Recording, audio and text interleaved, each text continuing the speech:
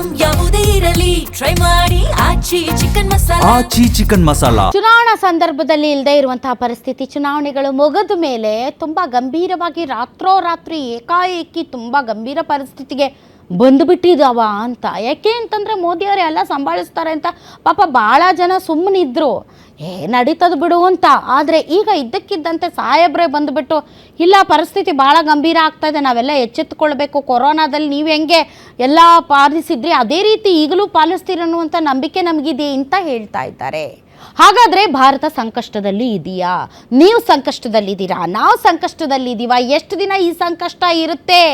Petrol diesel ಬೆಲೆ ಮೇ 20ಕ್ಕೆ ಜಾಸ್ತಿ ಆಗ್ಬೋದು, 125 ರೂಪಾಯಿ ಆಗ್ಬೋದು ಅಂತ ಆರ್ಥಿಕ ತಜ್ಞರುಗಳು ಹೇಳ್ತಾ ಇದ್ದಾರೆ. ಹಾಗಾದರೆ ಇಷ್ಟು ದಿನ ಕಣ್ಣಿಗೆ ಪೊರೆ ಇತ್ತು, ಈಗ ಪೊರೆ ಕಳಚಿದೆ. ಪೊರೆ ಕಳಚಿದ ಮೇಲೆ ಇನ್ನು ಶುರುವಾಗುತ್ತೆ ಆತಂಕ. ಜನ ಈಗಲೇ ಪ್ಯಾನಿಕ್ ಆಗ್ತಾ ಇದ್ದಾರೆ. ಮೋದಿಯವರೇ ಹೇಳಿಬಿಟ್ಟಿದ್ದಾರೆ ಮುಂದೊಂದು ದಿನ ಕಾದಿದೆ ನಮಗೆ ಹಬ್ಬ ಅಂತ. ಎಲ್ಲರೂ ಕೂಡ ಅಲರ್ಟ್ ಆಗ್ತಾ ಇದ್ದಾರೆ.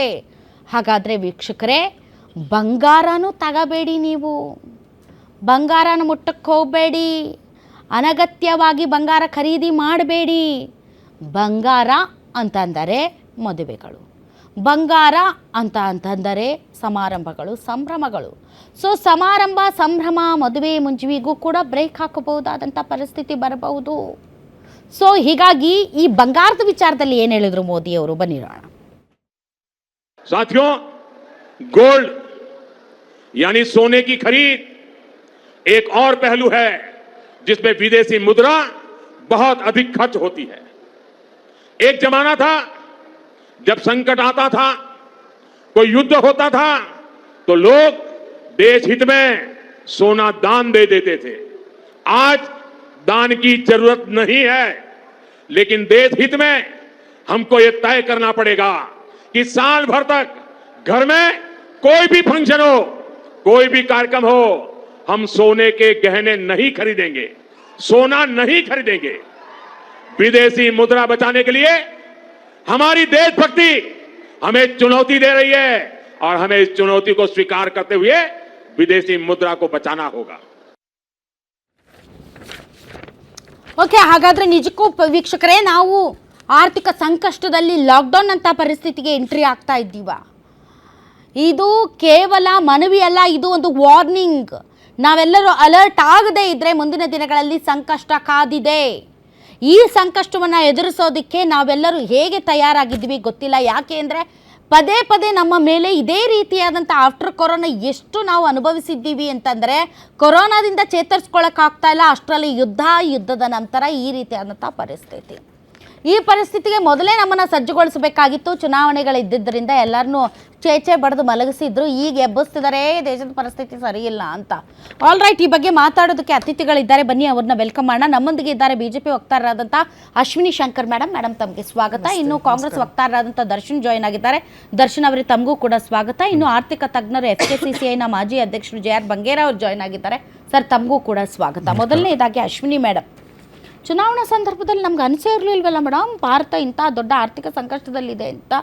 ಚುನಾವಣೆ ಮುಗಿದ್ವು, ಸರ್ಕಾರಗಳ ರಚನೆ ಆದವು, ಇದ್ದಕ್ಕಿದ್ದಂತೆ ಮೋದಿ ಸಾಹೇಬ್ರು ಅದು ಮಾಡಬೇಡಿ, ಇದು ಮಾಡಬೇಡಿ, ಹಂಗೆ ಮಾಡಬೇಡಿ, ಹಿಂಗೆ ಮಾಡಬೇಡಿ ಅಂತ ಹೇಳ್ತಾ ಇದ್ದಾರಲ್ಲ, ಏನಿದು ಅಂತ ನೋಡಿ. ಮೊದಲನೇದಾಗಿ ಇವಾಗ ಹೇಳ್ತಾ ಇರೋವಂಥದ್ದು ಬೇರೆ, ಚುನಾವಣೆಗೂ ಇದಕ್ಕೂ ಲಿಂಕ್ ಮಾಡುವಂಥದ್ದು ತಪ್ಪು.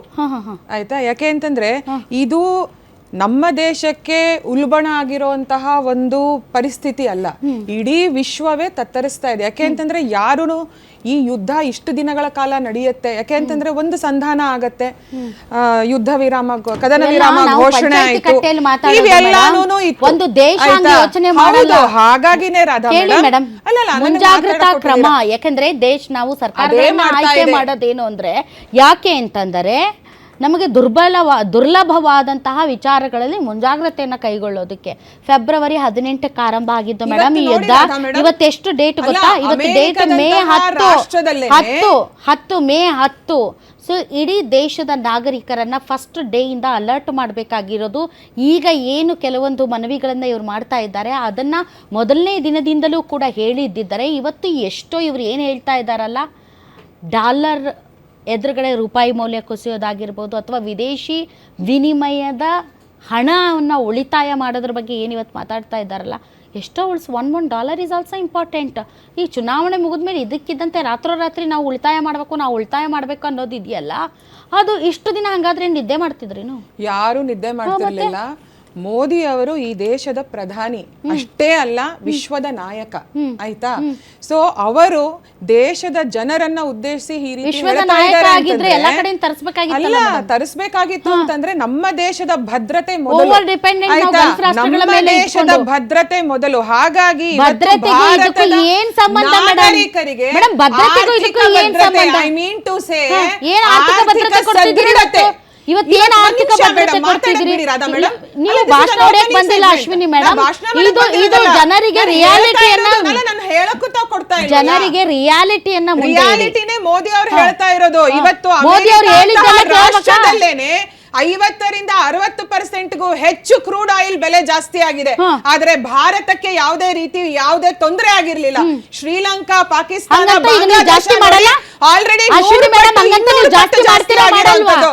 ಆದ್ರೆ ಭಾರತದ ಎಕಾನಮಿ ಇವತ್ತು ಸ್ಟೇಬಲ್ ಇದೆ. ಸೊ ಇವತ್ತು ಮೋದಿ ಅವರು ಹೇಳ್ತಾರೆ ಇರೋದ್ರಿಂದ ಮುಂಬರುವಂತಹ ದಿನಗಳಲ್ಲಿ ಏನಾಗಬಹುದು ಯುದ್ಧದ ಪರಿಣಾಮವಾಗಿ. ಸೊ ನಾವು ಇವತ್ತು ಎಚ್ಚೆತ್ತುಕೋಬೇಕು. Precaution is always better than cure. Radha madam, precautions ತಗೋಬೇಕು. ಪ್ರಿಕಾಷನ್ ಪೀರಿಯಡ್ ಮುಗಿದೋಗಿದೆ. ಇದು ದೇಶದ ಸದೃಢತೆಯ ವಿಷಯ. ಇಲ್ಲಿ ಎಲೆಕ್ಟೋರಲ್ ಪಾಲಿಟಿಕ್ಸ್ ನ ತರಬಾರದು. ಏನು ಮೇಡಮ್, ಬೇಕಾದಾಗ ನೀವು ತಂದುಕೊಡ್ತೀರಿ, ಬೇಡದಾಗ ನೀವು ಬಿಡ್ತೀರಿ. ಅಲ್ಲಲ್ಲ, ದೇಶದ ಪರಿಸ್ಥಿತಿ ಹಿಂಗಿದೆ ಅಂತ ಎಲ್ಲಾದ್ರೂ ಎಂದಾದ್ರೂ ಒಂದು ಚುನಾವಣಾ ರ್ಯಾಲಿಯಲ್ಲಿ ಒಂದು ಭಾಷಣದಲ್ಲಿ ನರೇಂದ್ರ ಮೋದಿ ಅವರು ಹೇಳಿದ್ರೆ ಇವತ್ತು ಎಲ್ಲ ವಿರೋಧ ಇವತ್ತೆಲ್ಲ ಚುನಾವಣೆ ಮುಗಿತು, ಭಾಷಣ ಹೊಡೆದು ಮುಂದೆ ಅದು ಮಾಡಬೇಡ್ರಿ, ಇದು ಮಾಡಬೇಡ್ರಿ, ಇದು ಮಾಡಬೇಡ್ರಿ ಅಂತ ಹೇಳ್ತಾ ಇದ್ದಾರೆ. ಮೋದಿ ಅವರು ಎಚ್ಚೆತ್ತಿಸ್ತಾ ಇದ್ದಾರೆ, ಪ್ರಿಕಾಷನ್ಸ್ ಕೊಡ್ತಾ ಇದ್ದಾರೆ. ನಾಳೆ ದಿನ ಭಾರತ ತತ್ತರಿಸಬಾರ್ದು ಬೇರೆ ರಾಷ್ಟ್ರಗಳ ತರ ಅಂತ. ಇದನ್ನ ಬೇರೆ ಯಾವುದೇ ರೀತಿ ಚುನಾವಣಾ ರಾಜಕಾರಣದಿಂದ ಇದನ್ನ ಪಕ್ಕಕ್ಕಿಡಬೇಕು. ದೇಶದ ಅಭಿವೃದ್ಧಿ ಅಂಡ್ ಗವರ್ನೆನ್ಸ್, ಈ ದೇಶದ ನಾಗರಿಕರ ಭದ್ರತೆ, ಸದೃಢತೆ ಇಸ್ ಇಂಪಾರ್ಟೆಂಟ್. ಮೇಡಮ್